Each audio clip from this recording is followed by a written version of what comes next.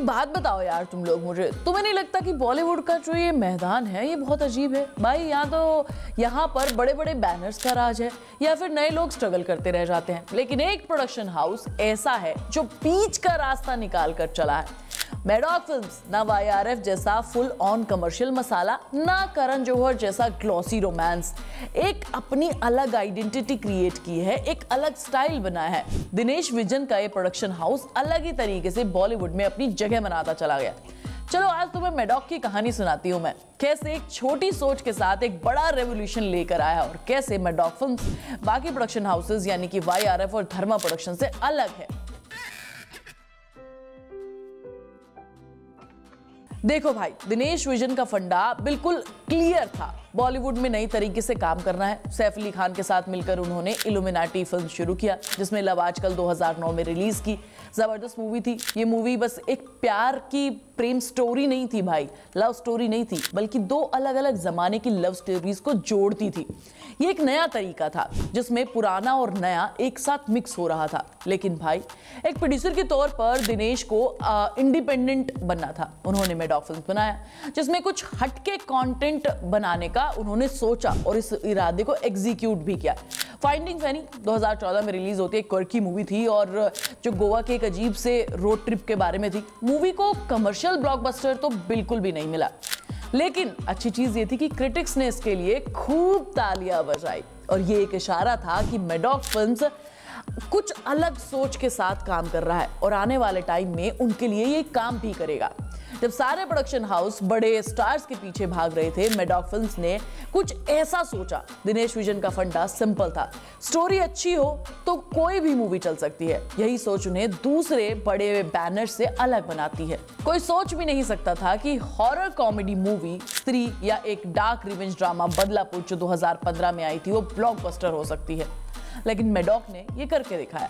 Dinesh vision कुछ अलग हटके करने की सोच रखते थे, इसीलिए उनकी बाद में 2017 में आती हिंदी मीडियम, जिसमें इरफान खान और सबा कमर थे। ये एक सीधे साधे मिडिल क्लास परिवार की कहानी थी। बस फिर क्या था, लोगों के दिलों में छा गई क्योंकि इसमें एजुकेशन सिस्टम पर एक सॉलिड सटायर भी था।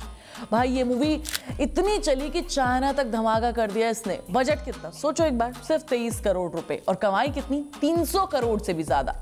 अब तक दिनेश विजन को समझ में आ चुका था कि अगर कहानी में दम होगा तो लोग जरूर देखने के लिए आएंगे, चाहे उसमें सलमान खान नहीं हो, शाहरुख खान नहीं हो, अक्षय कुमार नहीं हो, कोई बड़ा नाम नहीं चाहिए।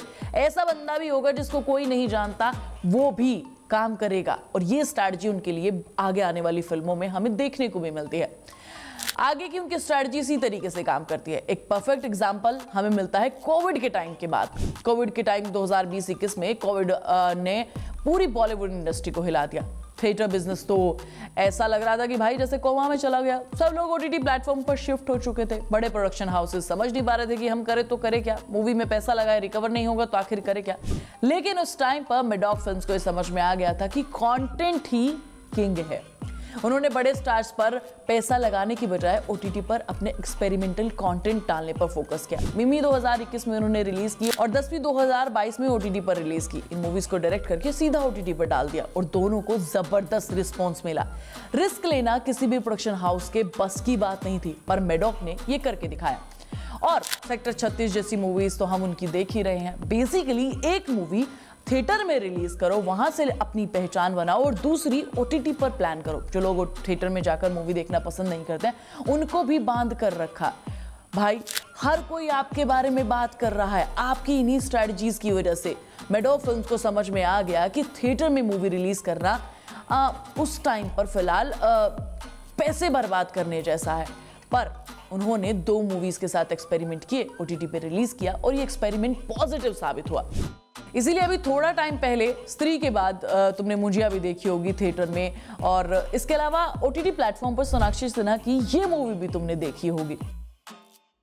बेसिकली लोगों के बीच में मैडॉक फिल्म्स इसी तरीके से पॉपुलर होता चला गया। लोगों ने सोनाक्षी की इस मूवी को भी उतना ही पसंद किया जितना थिएटर में मुझिया और स्त्री को पसंद किया। सबसे बड़ा धमाका उन्हें स्त्री के साथ ही मिलता है। मैडॉक ने एक जबरदस्त चीज की, इंडिया में हॉरर कॉमेडी नए जॉनर को लेकर आए और उस लेवल पर ले गए कि स्त्री ने ऐसा धमाका किया कि लोग आज तक हैरान हैं। ये सिर्फ हॉरर नहीं था, कॉमेडी भी थी और एक सोशल मैसेज भी देती थी। पता है, स्त्री का पहला पार्ट सिर्फ 20 करोड़ में बना था, 180 करोड़ से ज्यादा किया है। और स्त्री 2 का कलेक्शन तो हमारे सामने है ही, कितनी बड़ी हिट साबित रही है। ये कॉन्सेप्ट इतना हिट हो गया कि मैडॉक ने इसके आगे यूनिवर्स बनाने का सोचा। फिर रूबी आई जिसमें जानवी कपूर थी और ये एक एवरेज मूवी बनकर रह गई। लेकिन मैडॉक ने हार नहीं मानी। उन्होंने यहाँ पर एक और अलग स्ट्रैटेजी बनाई। जब बॉलीवुड में हर कोई अपना यूनिवर्स एस्टैब्लिश नहीं कर पा रहा था ठीक से, तो उन्होंने अपने पूरे के पूरे यूनिवर्स में अगले 5 साल तक के प्लान को फिक्स कर दिया। भेड़िया आई 2022 में हाई क्वालिटी और VFX के साथ, एक कनेक्टेड स्टोरी लाइन के साथ। आप लोगों को भेड़िया पसंद आई, बस फिर क्या था, यूनिवर्स बनता चला गया। स्त्री 2 का एग्जाम्पल हमारे सामने है, मुंजिया का एग्जाम्पल हमारे सामने है और आने वाले टाइम में थामा और न जाने कौन कौन सी मूवीज उनकी रिलीज होने वाली है। ये पूरी की पूरी लिस्ट है उनकी जो आने वाली है। ऐसा यूनिवर्स जिसमें हॉरर, कॉमेडी और इंडियन रूट्स देखने को मिल रहे हैं। पता है, जब प्रोडक्शन हाउसेस करोड़ों रुपए की मार्केटिंग में उड़ा देते हैं, तब मैडॉक फिल्म्स ने अपना चालाक दिमाग लगाया। जरा हट के जरा बच के साल 2023 में एक low budget digital marketing strategy के साथ इन्होंने इसे प्रमोट किया। Instagram reel, organic music promotion, meme marketing में अपनी फिल्म को जबरदस्त अट्रैक्शन दिलवाया। रिजल्ट क्या था? मूवी ने अपने बजट के 4 गुना से ज्यादा की कमाई की। इससे समझ में आ गया कि हर मूवी को बड़े बड़े एड्स की जरूरत है ही नहीं। ऑडियंस अगर रिलेट कर सके तो भाई मूवी अपने आप वायरल हो सकती है। अब सवाल यह है कि मैडॉक फिल्म्स बाकी प्रोडक्शन हाउसेस से कैसे अलग है। पता है, YRF टिपिकल बॉलीवुड मसाला और बड़े स्टार्स के साथ हाई बजट एंटरटेनमेंट मूवीज पर फोकस करता है, लाइक वॉर, पठान जैसी ब्लॉकबस्टर मूवीज। वहीं धर्मा प्रोडक्शन करण जौहर का banner rich urban romantic drama और ग्रैंड स्केल वाली मूवीज पर फोकस करता है, लाइक रॉकी रानी की प्रेम कहानी। मैडॉक फिल्म्स हाई बजट से ज्यादा हाई कॉन्सेप्ट पर फोकस करता है। बड़े स्टार्स नहीं बल्कि सॉलिड कंटेंट मायने रखता है और यही चीज उन्हें आज की डेट में सबसे अलग बना रही है।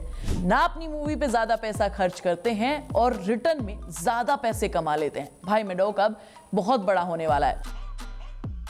साल 2022 में इन्होंने मैडॉक फिल्म्स के 50% स्टेक ले लिए, मतलब पैसा अब और आएगा। अब सोचो, स्काई फोर्स के साथ अक्षय कुमार के साथ काम कर लिया, जॉन अब्राहम के साथ एक और मूवी कर रहे हैं और छावा से तो ऑलरेडी छा ही चुके हैं। पहली बार मैडॉक बड़े स्टार के साथ काम कर रहा है, जो दिखाता है कि भाई इनका एक्सपेंशन प्लान ऑलरेडी रेडी है। लेकिन मैडॉक की असली प्लान तो भाई हॉरर कॉमेडी यूनिवर्स से है। मुंजिया के बाद स्त्री 3, भेड़िया, थामा और भी बहुत सारी मूवीज पाइपलाइन में है। अगर ये यूनिवर्स मार्वल के जैसे हिट हो गया तो भाई बॉलीवुड का पूरा सीन बदल कर रह जाएगा। तो भाई मैडॉक फिल्म्स का फंडा क्या है, पता चला कि नहीं? बड़े स्टार्स नहीं, बड़ी कहानियां चाहिए। ज्यादा बजट नहीं, ज्यादा बढ़िया सपोर्ट वाली मार्केटिंग चाहिए। Horror comedy plus is equal to double पैसा। मैडॉक फिल्म्स बॉलीवुड के नए जमाने की सबसे स्मार्ट प्रोडक्शन हाउसेस में से एक है। दिनेश विजन जो कर रहे हैं वो नए बॉलीवुड का आगाज है। तुम बताओ, तुम्हें ये एनालिसिस कैसा लगा और क्या तुम भी मेरी बात से सहमत हो? और तुम कौन सी मूवी का वेट कर रहे हो मैडॉक फिल्म्स की? कमेंट करके जरूर बता देना। मैं तुम्हें नेक्स्ट वीडियो में मिलूंगी, तब तक तुम चैनल को सब्सक्राइब कर लेना, वीडियो को लाइक और शेयर कर लेना।